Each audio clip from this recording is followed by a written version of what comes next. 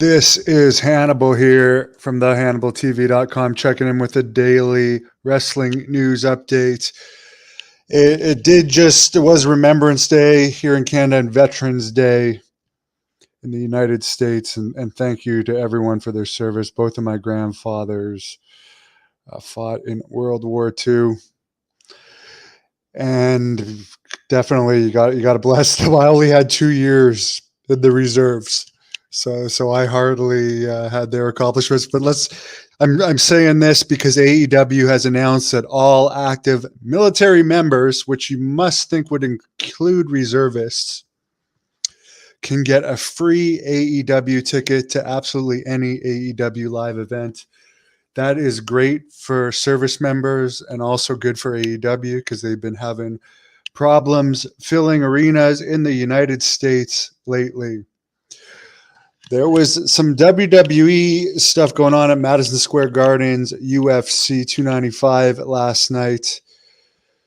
Apparently inside the building, there was a lot of commercials for WrestleMania in Philadelphia, which isn't too far away from New York City. Logan Paul was also in the front row and shown on the broadcast, and his phone had a shout out to Dominic Mysterio, who I don't get, but good for him for being over. The other thing they did was they had Donald Trump, Kid Rock, Tucker Carlson, and Dana White do like an entrance, which I don't know if it was on the actual show or not, but it is online everywhere. Like they played a Kid Rock song and the four of them came out slapping hands. To me, that sounds almost like a Vince McMahon idea. We know he's chairman of TKO, but I can't remember ever seeing Dana White do an entrance like that. And the one thing that stood out to me, and maybe it's because I'm old school, that I liked so much about that entrance is that UFC doesn't use the huge entranceway and it's just people coming out of a tunnel. To me, that's just so much better. I don't need the fireworks and that crowd. To me, when you have the fireworks and all the lights and stuff, it's to get away from the rest of the stuff being uninteresting. And from what I saw of the highlights, 2 title changes, big knockout in the heavyweight main event. I mean, it looked like it was a pretty good show for UFC 295, despite John Jones, the advertised main event against Stipe Miocic, not happening. Apparently, every time Trump was shown on the screens at Madison Square Garden, his reaction, as far as cheers, was louder than any fighter got on the card, which doesn't surprise me. Dana White says that they are going to run Mexico's Independence Day weekend in the Sphere in Las Vegas, September 2024. If you don't know what the Sphere in Las Vegas is, it is possibly the coolest arena in the world. I think U2 is currently playing there now. There's been some other stuff. There's a stage, but there's also a huge screen that goes all around you. It's better than an IMAX. I don't know. The only thing I can compare it to is an IMAX where you also have a stage, but something so much better than an IMAX was. I'm sure eventually they're going to have these Sphere type arenas everywhere. But yeah, UFC is going to run there. I'm sure that's going to be a quick sellout. Dave Meltzer notes that it is actually the most expensive arena to rent in the entire world. I'm sure WWE is going to run there as well. Apparently there was 5,500 in the building for Rampage Friday night.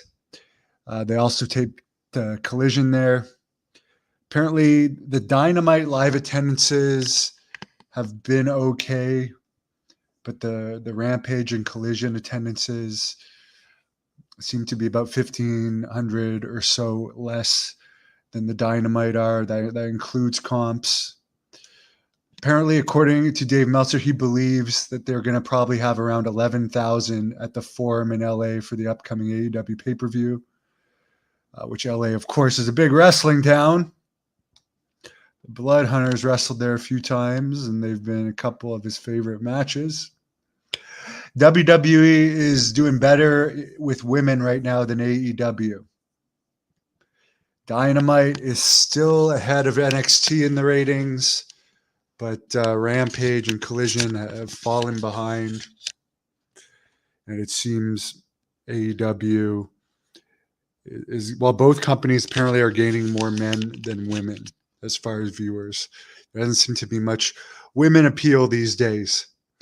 Apparently, for the Rampage/Collision tapings on Friday, Sting and Edge were by far the most over people in the building, while local boy powerhouse Hobbs, who recently wrestled GNW wrestler Jeremy Prophet in Toronto, was third. He had been doing a lot of local media for the show, but he wasn't near Sting and Edge, of course. Legends.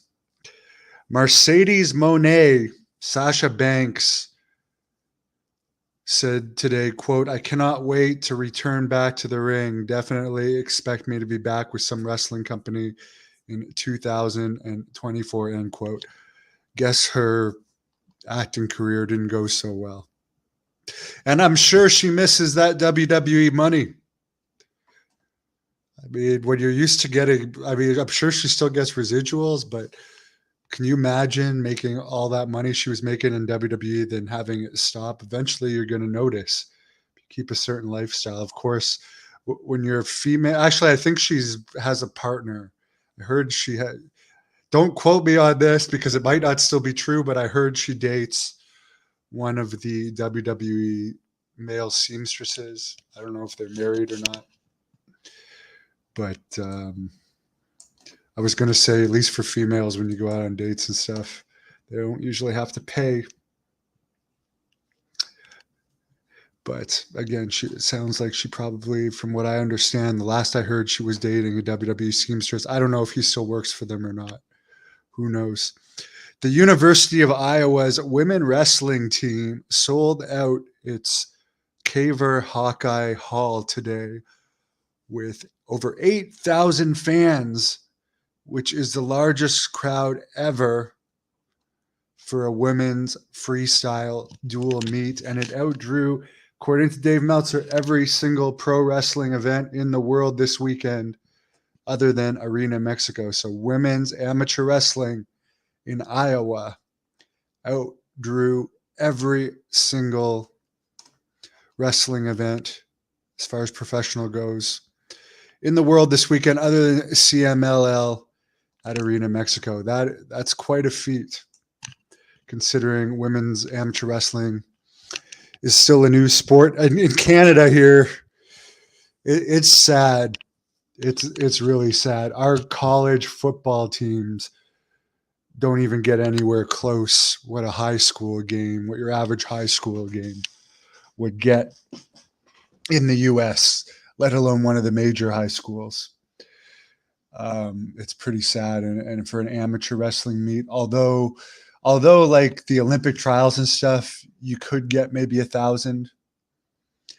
Your average amateur wrestling meet is going to have, you'll be lucky if there's 100 from the ones I've seen. It's just not as popular in Canada, sadly. We don't emphasize our sports. And we also have a crappy medical system. It's free, but I was just talking to somebody. I've been dealing with it lately. And the medical attention I've had from injuries in the U.S., where I always get insurance when I go there, is so much better than the free healthcare system in Canada. It's free and you get what you pay for.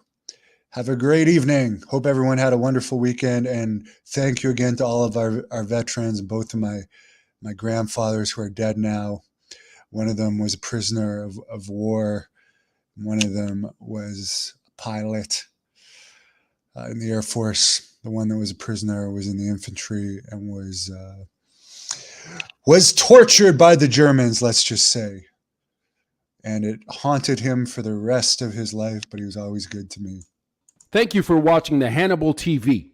Please like this video if you enjoyed it and click the subscribe button to not miss any of our latest shoot interviews, match videos, or news updates. Follow us on Twitter at the Hannibal TV for instant updates.